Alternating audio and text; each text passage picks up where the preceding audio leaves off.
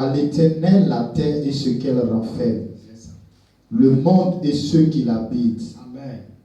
Verset 2. Car il l'a fondé sur les mers et affermi sur les fleuves. Qui pourra monter à la montagne de l'Éternel? Qui s'élèvera jusqu'à son lieu saint? Celui qui a les mains innocentes et le cœur pur. Celui qui ne livre pas son âme au mensonge et qui ne jure pas pour tromper, il obtiendra la bénédiction de l'Éternel, la miséricorde du Dieu de son salut. Voilà le partage de la génération qu'il invoque, de ceux qui cherchent ta face, de Jacob. Pause. Porte, élevez vos linteaux, élevez-vous, porte éternelle, que le roi de gloire fasse son entrée. Qui est ce roi de gloire? L'Éternel fort et puissant, l'Éternel puissant dans les combats. Porte, élevez vos linteaux, élevez les portes éternelles, que le roi de gloire fasse son entrée. Qui donc est ce roi de gloire? L'Éternel des armées. Voilà le roi de gloire. Amen. Ici, il est écrit qu'il y a des portes spirituelles, les portes éternelles. Ce qui est éternel n'a point de fin. Amen.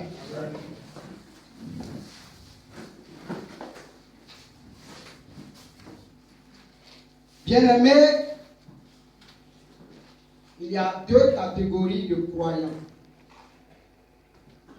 Lorsque l'Éternel s'est adressé à Abraham, il a dit: ta postérité sera comme la mer, comme les sables de la mer, n'est-ce pas?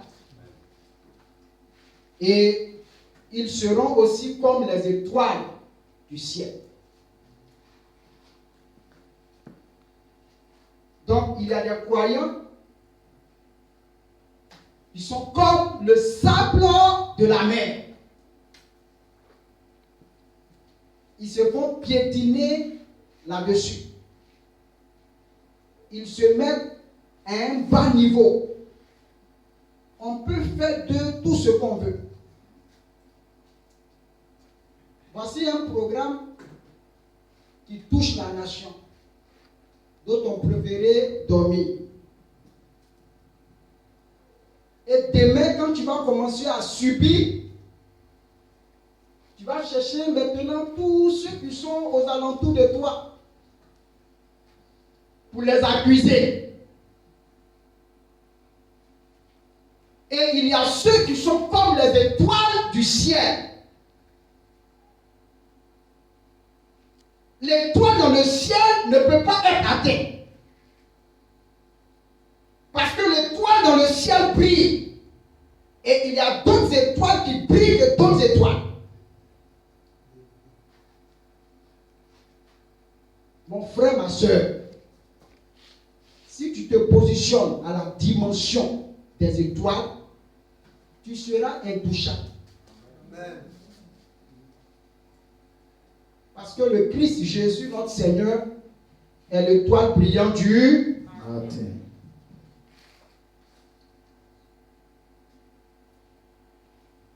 Toutes les fois que l'homme de Dieu me dit il y a un programme pour la nation,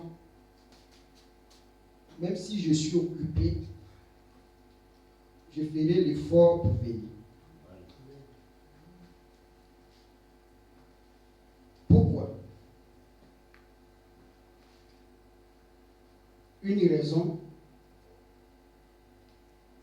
Dans une nation, selon le mot grec, qui parle de ektonos, qui est une diversité d'ethnies dans la nation,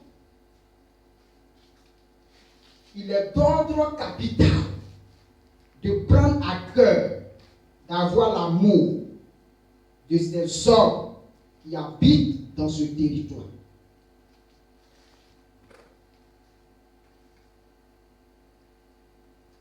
C'est très important. Le thème est un thème évocateur qui dit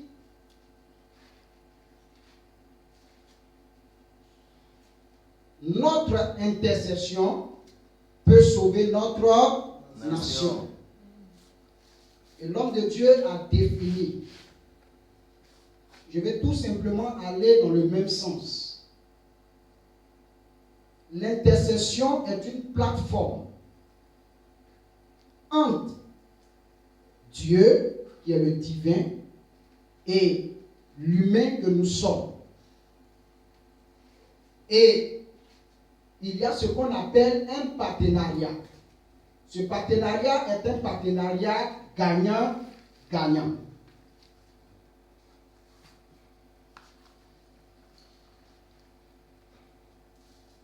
Voici un homme qui était très hospitalier, et comme le dit l'hymne national de notre nation, pays de l'hospitalité, la Bible dit, à force d'héberger certaines personnes en étant hospitaliers, plusieurs ont hébergé des anges, sans le savoir. Cette nation, les gens feront tout ce qu'ils peuvent faire pour détruire cette nation, mais ils ne pourront jamais. Amen. Parce que dans l'hymne national de cette nation, il y a un passage biblique qui l'atteste. Donc nous sommes dans la nation, mais il y a des anges qui sont avec nous.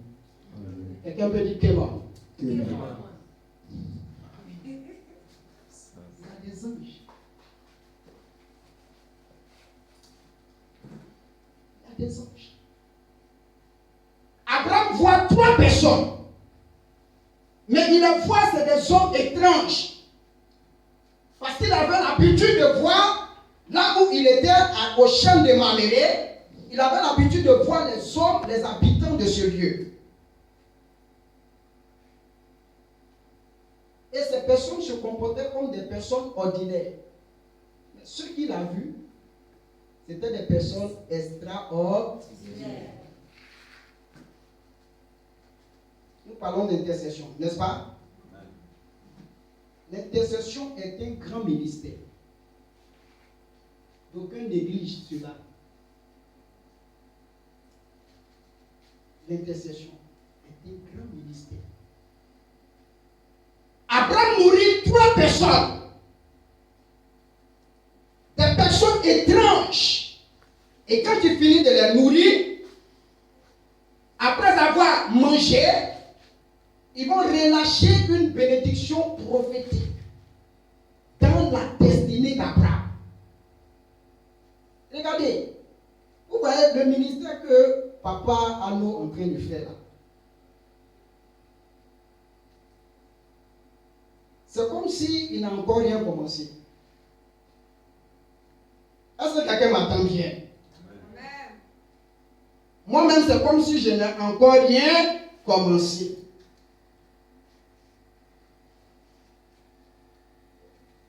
Au temps de notre Seigneur Sauveur Jésus-Christ, selon les estimations, la population mondiale était dans l'ordre de 250 millions d'habitants. 250 millions d'habitants. Aujourd'hui, nous sommes à combien? Près de 8 milliards. Près de 8 milliards.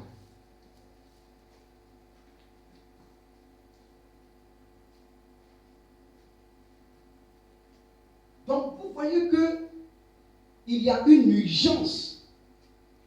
Là où on parle d'intercession, c'est que c'est un cas urgent. Il y a un cas d'urgence. On ne parle pas d'intercession comme cela.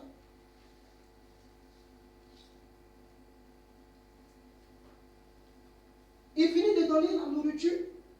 On finit de déclarer sur sa vie. Et en même temps, l'Éternel va lui dire, Abraham, je vais détruire Sodome et Gomorrhe. Je suis dans le message. Certains pensent que Dieu est leur camarade dans cette nation.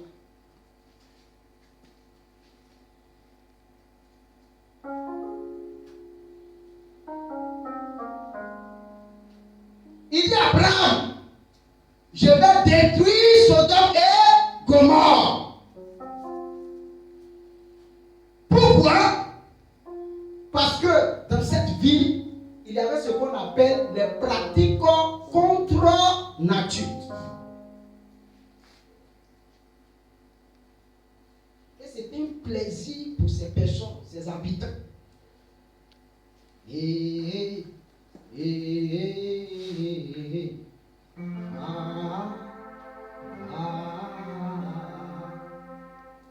Très souvent, quand j'entends ce chant-là, je ressens dans ce chant un chant de bataille, de guerre, de combat spirituel.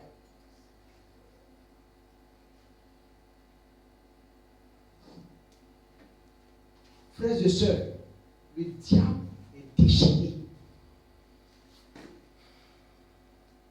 La Bible dit qu'il est descendu, animé d'une grande colère. C'était parce que c'est amusement. Même si j'ai près de 100 000 membres, je vais toujours dire, c'est comme si je n'ai rien commencé. Dans 8 milliards, j'ai 10 000 membres. C'est comme une goutte d'eau dans la main. Prenons conscience, hein? Le monde dans lequel nous sommes là, c'est pas de l'amusement. C'est pas du jeu. C'est du réel. C'est du réel. Il dit à Abraham, je vais détruire. En Genèse chapitre 18, le verset 23, qui est le commencement de toutes choses. Abraham va dire à l'Éternel, feras-tu périr le juste avec le méchant?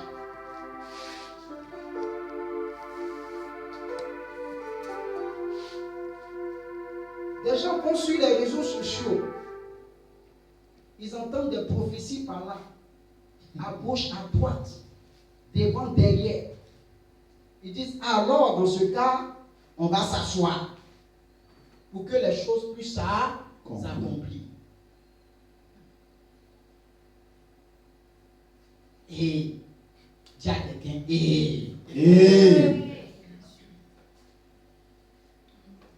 Cet homme, Mani, il est mentionné comme un héros de la foi, en Hébreux 11. Les héros de la foi sont des personnes qui intercèdent.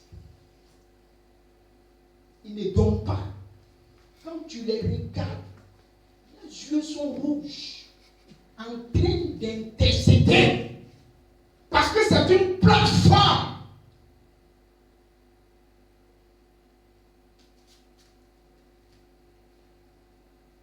Il dit, même s'il y a 50 justes, tu vas détruire. Bien-aimés frères et sœurs, il y a des croyants dans cette nation. Amen. Nous ne devons pas laisser cette nation être dans le chaos. L'intercession d'Abraham n'a pas été une intercession de 2 heures. Tu intercèdes pendant 2 heures, 3 heures, tu es déjà fatigué. Tu es nonchalant. D'après le patriarche, le père Abou, dit du kwashokor spirituel.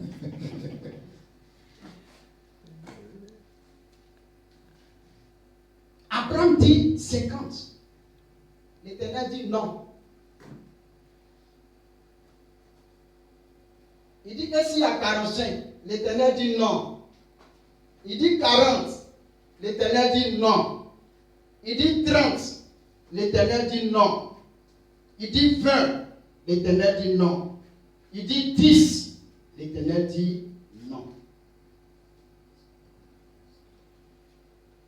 Quand je vois des croyants qui sont assis à Sodome et Gomorrhe, il n'y a eu que Lot, ses 2 filles. Et puis quoi? Sa femme. Sa femme a regardé en arrière. avec ses 2 filles, il a pu produire une race. C'est vrai que ça a été par le sexe, mais Ruth, elle sort de là, non? C'est l'arrière-grand-mère de notre Seigneur Sauveur Jésus-Christ. Amen. Les gens sont toujours prêts à condamner, à accuser. Les voix de Dieu sont insondables. Intercède. Il n'a besoin de ça seulement. Pour faire quelque chose, pour intervenir, pour que la situation change. L'intercession amène Dieu à pouvoir se mouvoir.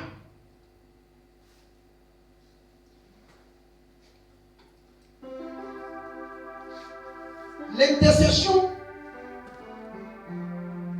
c'est une manière de localiser. Pour faire quoi? Pour délocaliser. L'intercession d'Abraham a localisé Lot.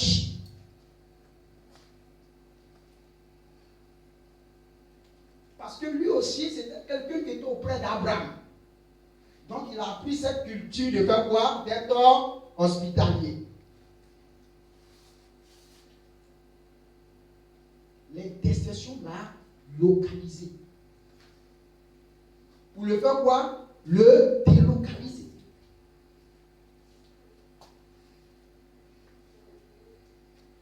Notre intercession dans cette nation, c'est pour localiser des vies. Dis à quelqu'un, c'est pour localiser des vies. C'est pour localiser des vies. Dans cette nation. Dans cette nation.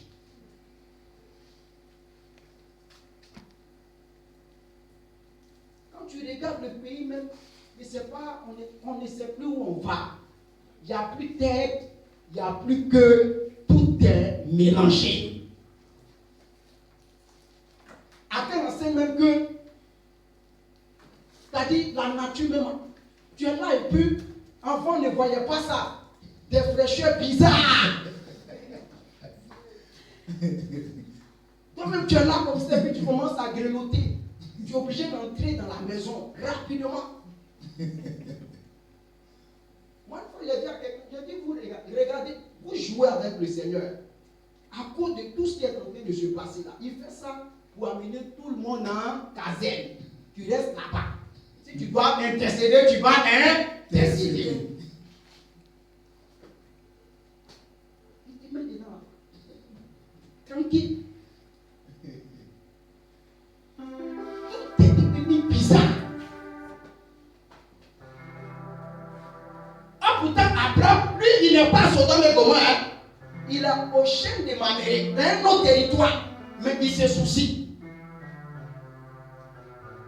de là où les autres sont.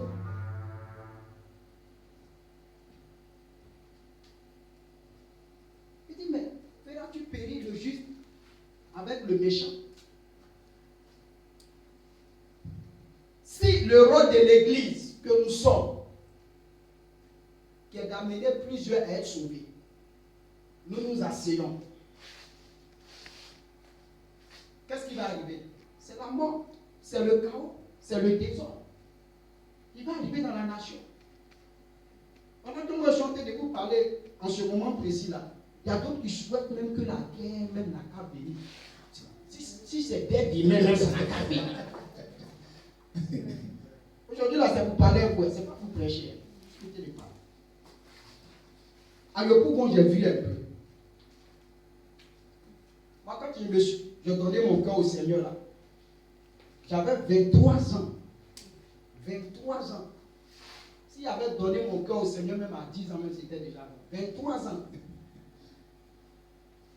L'année prochaine, ça fait bientôt 20 ans que je suis dans la foi. Je me suis converti. Comme la main de l'Éternel était sur moi, à Yopougon, les gens sont venus me trouver. Et vous, dans ce témoignage-là, pour vous dire que la guerre, là, c'est pas une bonne chose. Il n'y a pas de prospérité dans un temps de guerre, il n'y a pas de prospérité. Quand tu es marié à maman et puis il y a des autres dans la maison, vous allez pouvoir vous entendre. Quelque chose de bon peut-il sortir de là? Non. Jamais.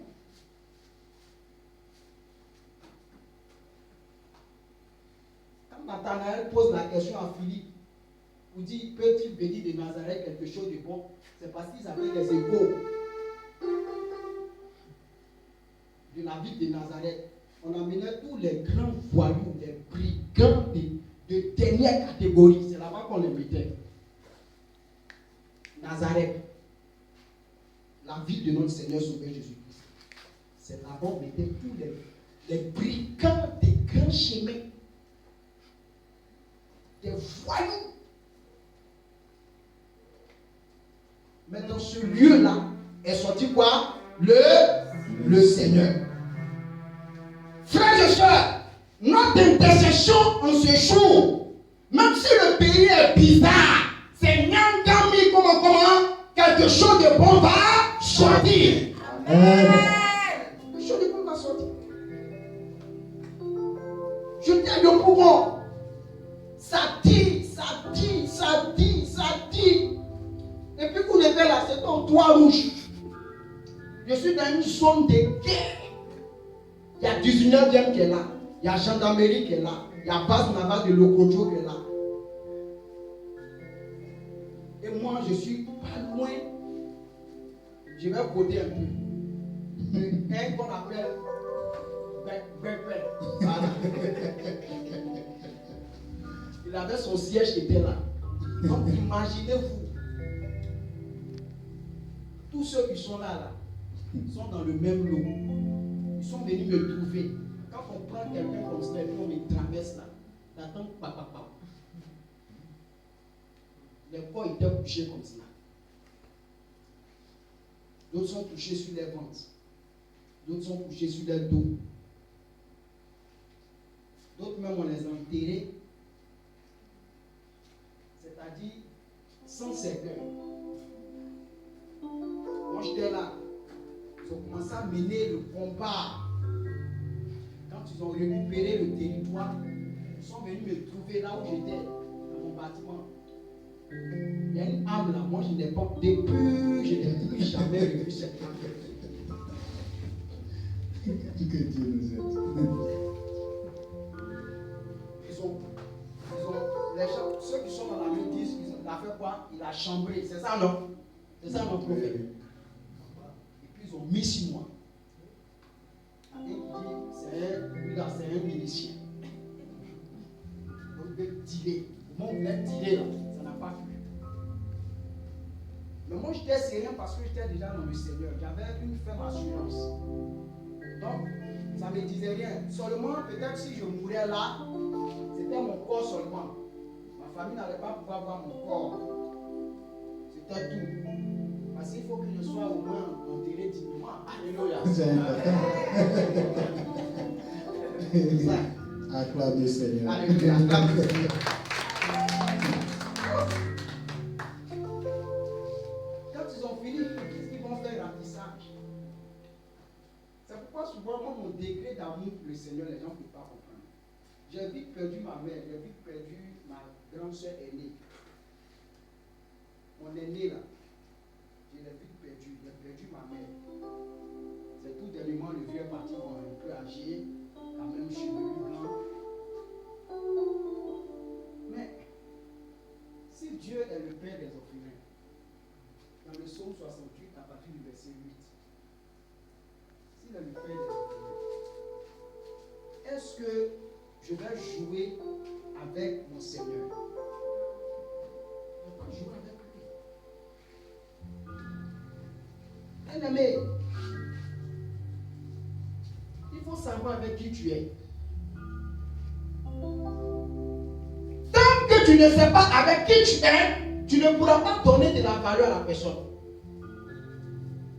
Les gens ne peuvent pas donner de la valeur au Seigneur Jésus-Christ parce qu'ils savent avec qui ils sont. Regardez David, un grand roi.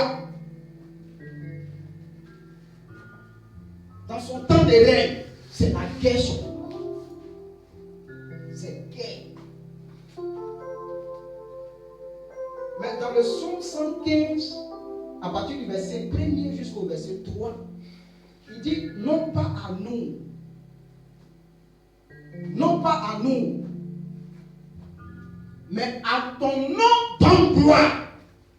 À cause de ta bonté et de ta fidélité. Vous pensez que le désir de Dieu, c'est que la nation soit dans la guerre. Dieu est un Dieu bon. Amen. Papa nous a parlé, hein? Il a prêché. Moi, je suis venu pour parler. Et puis on va prier. Dieu est un Dieu bon. C'est son caractère.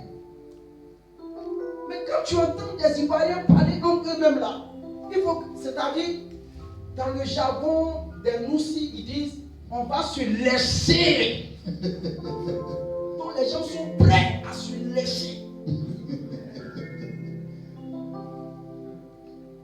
Les gens sont prêts. Tu es bon. N'est-ce pas? Il est bon. Donc David sait que la bonté de Dieu là, c'est d'apporter de bonnes choses dans la nation. Depuis très longtemps, on ne fait que parler de réveil, de réveil, de réveil, de réveil. Mais si la chose ne vient pas, c'est parce que les gens ne veulent pas manifester la bonté de Dieu, qui est le caractère de Dieu. Donc Dieu regarde. Il regarde. Sinon, Dieu est fidèle. Dieu est digne de confiance. Digne de confiance. Digne de confiance. Donc David dit non pas à nous. La gloire ne doit pas nous être attribuée. Mais cela doit être attribué à l'Éternel Dieu. Amen. Pour notre temps d'intercession.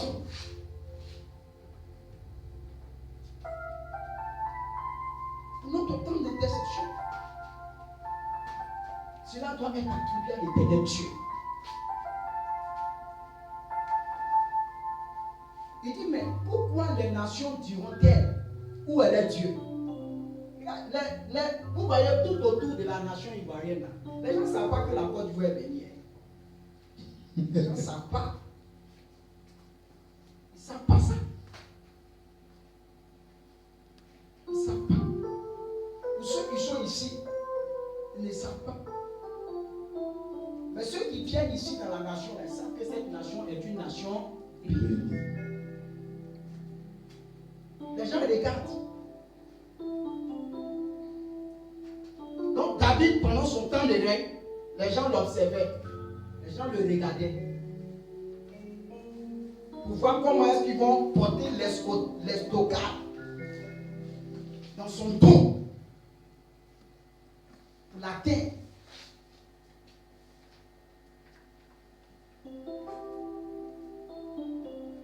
Il dit, mais pourquoi les nations diront-elles où elle est Dieu?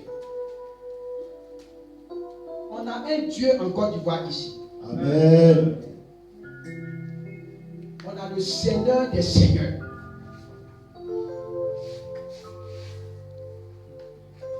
En Côte d'Ivoire, on a le Seigneur des Seigneurs.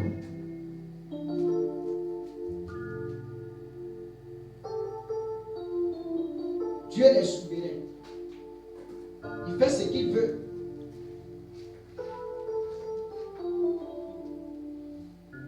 Et c'est la souveraineté de Dieu qui va s'accomplir dans cette nation. Amen. C'est pas ce que les gens vont dire. C'est pas le calcul des gens qui vont. Non, non, non, non, non. Ce n'est pas une histoire de calcul politique. Ça n'a rien à voir. Alléluia. Amen. Quelqu'un peut dire Amen. Amen. Et puis je suis venu pour parler.